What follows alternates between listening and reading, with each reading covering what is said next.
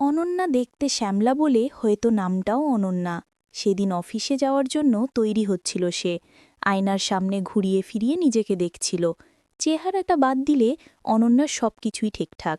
আয়নায় দেখতে দেখতে নিজের প্রতি নিজেই প্রেমে পড়ল সে। অনন্যা, তুই কি তৈরি? দরজাটা খুলে গেল। দেখা গেল এক হাতে পর্দা সরিয়ে অর্ণব দাঁড়িয়ে আছে। সে অনন্যার বড় ভাই। 2 বছরের বড় হলেও তাঁদের সম্পর্কটা খুবই সহজ ও আন্তরিক। ছোটবেলা থেকে সে অনন্যার খুব খেয়াল রাখে। তারা ভাই বোন 2 রুমের একটি ভাড়া বাড়িতে থাকে। প্রতিদিনের মতোই তারা একসঙ্গে বেরিয়ে পড়ল। অর্ণব একটি বিদেশি কোম্পানিতে ম্যানেজার হিসাবে চাকরি করে। অফিস থেকে তাকে একটি গাড়িও দেওয়া হয়েছে। সে নিজেই গাড়ি চালিয়ে অনন্যাকে এনজিওতে নামিয়ে দিয়ে যায়, তারপর নিজের অফিসে যায়। অফিস শেষে তারা দুজন আবার একটা সুপারমার্কেটে একত্রিত হলো কিছু কেনাকাটার জন্য। একটা মেয়েদের পোশাকের দোকানের পাশ দিয়ে যাচ্ছিল তারা। একটা হাফ প্যান্টের দিকে ইশারা করে অর্ণব বলল, এমন পোশাক পরলে তোকে খুব ভালো লাগতো। অনন্যা বলল, আমার যে চেহারা তাতে এসব মানাবে না। আমি এসব পরে বাইরে গেলে সবাই ঠাট্টা করবে।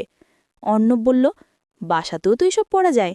অনন্যা হাসির ছলে উত্তর দিল, তুই কিনে দিস তাহলে পরব। এরপর নিজেদের কেনাকাটা সেরে তারা বাসায় ফিরল। তখন বর্ষাকাল চলছিল। কয়েকটা দিন ভ্যাপসা গরমের পর আজ আবার বিকেল থেকে ওঝোর ধারায় বৃষ্টি নেমেছে।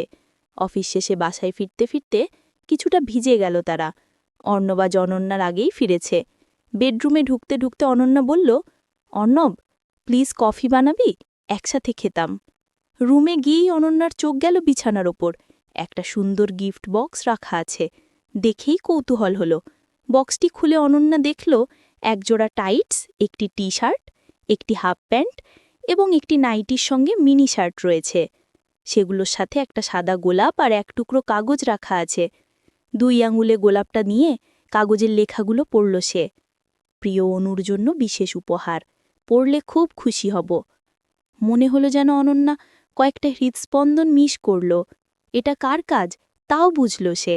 জন্মের পর অনন্যার চোখ দেখে সবার মনে হয়েছিল যেন 2 চোখে শ্যামলা পরানো আছে।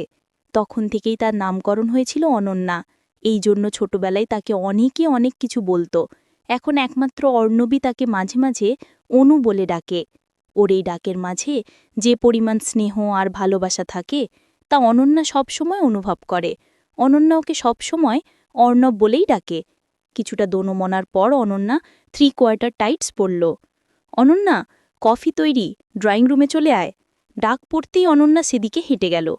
দরজার সামনে তাকে দেখেই অর্ণবের দৃষ্টি থমকে গেল। মুখ থেকে পায়ের আঙুল পর্যন্ত সে চোখ বোলাল।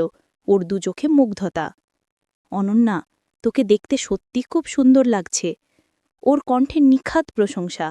আয়, কাছে বস। ওর কথা অনন্যা বিশ্বাস করল, কারণ অর্ণবটাকে কখনো মিথ্যা কথা বলে না। তাছাড়া ওর মুখের অনুডাক ছোটবেলা থেকেই তাকে আপ্লুত করত। তবে অন্য কেউ অনু বলে ডাকলে অনন্যার খুব রাগ হতো। এমন পোশাকে কিছুটা লজ্জা লাগলেও অনন্যা সামনে গিয়ে ওর পাশে বসল। অলস চোখে টিভি দেখতে দেখতে কফির কাপে ছোট ছোট চুমুক, টুকটাক কথা, কখনো বা মৃদু হাসি। এটা তাদের বরাবরেরই অভ্যাস। গল্পে গল্পে সময়টা সুন্দর কেটে গেল। অর্ণবের সাথে গল্প করতে অনন্যার সবসময় ভালো লাগে। আজ আরও ভালো লাগল। সময়টা তারা এভাবেই পার করল। দ্বিতীয় দিন অনন্যা সাদা হাফ প্যান্ট আর লাল স্লিভলেস শার্টটা পরল। অর্ণবের সামনে এমন পোশাকে যাবে কিনা এই ভাবনা ক্ষণিকের জন্য মাথায় এলেও কৌতূহলী মন বলল, দেখাই যাক না কি হয়। অনন্যাকে দেখে অর্ণব আজও মুগ্ধ। কৌতূহলী দৃষ্টিতে তাকাল। মনে হলো ওর 2 চোখ যেন আজ খুশিতে নাচছে। এরপর তারা কফি খেতে খেতে টুকটাক গল্প করছে। কফি শেষ করে অর্ণব উঠে গেলে অনন্যাও নিজের রুমে চলে আসলো। খানিক বাদে টের পেল অর্ণব তার পেছনে এসে দাঁড়িয়েছে। অনন্যা অপেক্ষা করল। একসময় অপেক্ষার অবসান হলো। তখন অনন্যা ওকে বলল, কি দেখছিস? চেহারাটা খুবই কুৎসিত, তাই না? ও বলল, আমি তোর অন্তরের খবর রাখি, তুই তোর চোখের মতনই সুন্দর। অনন্যার ছাড়া মুখ নিঃশব্দে হাসিতে ফেটে পড়ল। সে বিশ্বাস করল, কারণ অর্ণব তাকে কখনো মিথ্যা প্রশংসা করে না। তারা কথা বলছে, তাদের কথা যেন কখনো ফুরোয় না। অনন্যা ওকে বলল, তুই কি কোনো মেয়েকে ভালোবাসিস? ও বলল, একজনকে। অনন্যা বলল, বলেছিস তাকে? ও বলল, এখনো বলা হয়নি, বলবো কিনা ভাবছি। অনন্যা বলল, দেরি না করে বলে ফেল, মেয়েরা ভালোবাসার কথা শুনতে খুব ভালোবাসে। ও বলল, তোকে যদি কেউ কখনো বলে আমি তোমাকে ভালোবাসি, তাহলে তাকে সারা জীবন মনের মাঝে বন্দি করে রাখবি। অনন্যা ওর 2 হাত ধরে বলল, আমার মতো সাধারণ মেয়েকে কি কেউ কোনোদিন ভালোবাসার গান শোনাবে? অনন্যা নিজের ভাবনায় ব্যস্ত, আর ওদিকে অর্ণব তার ভালোবাসার কথা বলতে শুরু করেছে। 12-13 বছরের একটা চঞ্চল মেয়ে বৃষ্টিমুখরিত এক দুপুরে আমাকে তার সঙ্গে খেলা করতে দিয়েছিল। সে কবেকার কথা, মেয়েটা হয়তো তা ভুলেই গেছে, কিন্তু আমি এখনো মনে রেখেছি। সেই দিন থেকেই আমি মেয়েটাকে ভালোবাসি। যেমনই হোক, কিন্তু পবিত্র এক ভালোবাসা বুকে নিয়ে তার জন্য অপেক্ষা করে চলেছি। তখনই অনন্যা চমকে উঠল। ভুলে যাওয়া স্মৃতি তাকে ভাবিয়ে দিল।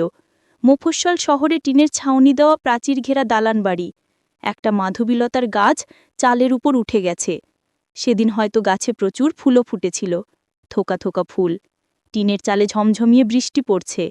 ঘরে থাকাই দায়। 2 ভাই বোন ঘর ছেড়ে উঠোনে দৌড়াদৌড়ি করে ভিজতে লাগল। মেয়েটা দৌড়াচ্ছে, ভাইটা ধরার জন্য বোনের পিছু পিছু ছুটছে। এক সময় সে চঞ্চলা বোনকে ধরে ফেলল। টিনের চাল বেয়ে জলের ধারা নেমে দুজনের শরীরে আছড়ে পড়ছে। ভাই বোন জল নিয়ে খুনছুটি করছে। কিশোরীবেলার সেই স্মৃতি অনন্যা ভুলে গিয়েছিল। সুদূর অতীতের বৃষ্টিস্নাত স্মৃতি যুগ পেরিয়ে আর এক বর্ষণ মুখরিত সন্ধ্যায় তার মনকে গভীরভাবে নাড়া দিল। এতদিন একজন পুরুষ মানুষের ভালোবাসার কাঙাল ছিল অনন্যা। সেই কাঙ্ক্ষিত ভালোবাসা যে এভাবে কোলের ওপর লুটিয়ে পড়বে, তাকে বা জানত? কিন্তু এটা কি সম্ভব? জানি না। অনন্যা একটা দীর্ঘশ্বাস ছাড়ল। অর্ণবের কথাগুলো কানে বাজছে। সে শুধু অনন্যাকেই ভালোবাসে, আর অনন্যাকে ছাড়া কোনোদিন কোনো মেয়েকে ভালোবাসেনি। স্তব্ধ হয়ে বসে অনন্যা ভাবছিল। অজান্তেই হাত দিয়ে অর্ণবের চুলগুলো বারবার এলোমেলো করে দিল। ও তখন অনন্যার কাঁধে মাথা রাখল আর ফিসফিস করে বলল, অনু, আমি তোকে সত্যিই ভালোবাসি। ওর কথার কি জবাব দেবে অনন্যা জানে না। বাইরে অবিরাম বৃষ্টির শব্দ, রিমঝিম শব্দে অনন্যার ভিতরে উদাসী হওয়ার মাতম শুরু হয়েছে। ও অনন্যাকে কিছু বলতে চাইল। বাধা দিয়ে অনন্যা বলল, কথা বলিস না, এখন শুধু আমার কাছে থাক। ওর কাঁধে মাথা রেখে গুনগুন করে প্রেমের গান গাইতে গাইতে অনন্যার একটু ঝিমুনি এসে গিয়েছিল। একসময় প্রসন্ন মনে দুজন ঘুমিয়ে পড়ল। ঘুম যখন ভাঙল, তখন জানালার কাঁচ ভেদ করে সূর্যের আলো তাদের শরীরে আলপনা আঁকছে। ভালোবাসার মানুষটা পাশেই অঘরে ঘুমাচ্ছে। বহুদিন পরে আরেক বৃষ্টিমুখরিত রাতে অনন্য তার ভালোবাসার কাছে নিজের ভালোবাসা সমর্পণ করল। এ যে কি আনন্দের, তা বোঝানো যাবে না। কারণ অনন্যাও যে তাকে প্রচণ্ড ভালোবেসে ফেলেছে। যে মানুষটা এতগুলো বছর ধরে অনন্যার জন্য ভালোবাসা জমিয়ে রেখেছে, তাকে না ভালোবেসে কি পারা যায়? বন্ধুরা, এই গল্পটা তোমাদের কেমন লাগলো কমেন্ট করে জানাবেন। এমন আরও ভিডিও পেতে আমাদের চ্যানেলটি সাবস্ক্রাইব করে পাশেই থাকুন। ধন্যবাদ।